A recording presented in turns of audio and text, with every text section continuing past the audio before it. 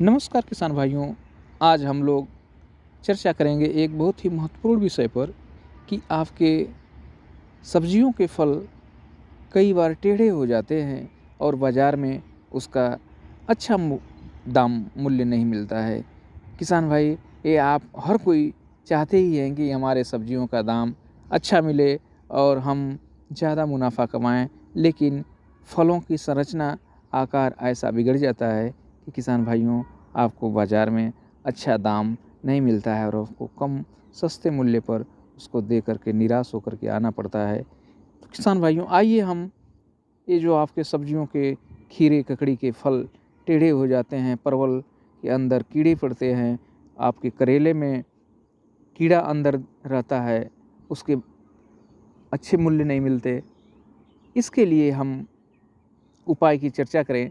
किसान भाइयों, अक्सर आप लोगों ने देखा होगा कि आपका खीरा तो खूब लहलहाता हुआ फूल फल प्रारंभ करता है, लेकिन कुछ ही सप्ताह के अंदर ही देखेंगे कि खीरे के फल टेढ़े हो रहे हैं।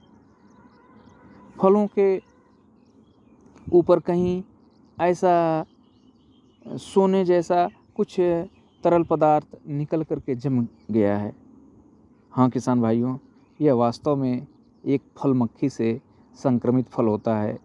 फल मक्खी का वयस्क अपना अंडा देने के लिए कोमल फलों के ऊपर अपने ओविपोजिटर को धंसा करके किसान भाई अंडा दे देती है।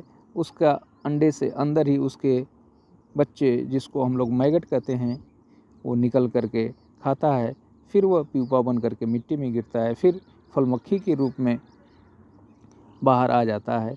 यही फल मक्खी के उसमें ओविपोजिटर धंसा करके अंडा देने से वहाँ का फल का बाहरी त्वचा, जिसको हम लोग कहें सेलवाल, तो कड़क हो जाती है और जब पौधे फल वृद्धि करते हैं, उस वृद्धि के दौरान वो कड़क भाग में वृद्धि नहीं होती है। परिणाम फलस्वरूप फल टेढ़ा हो जाता है।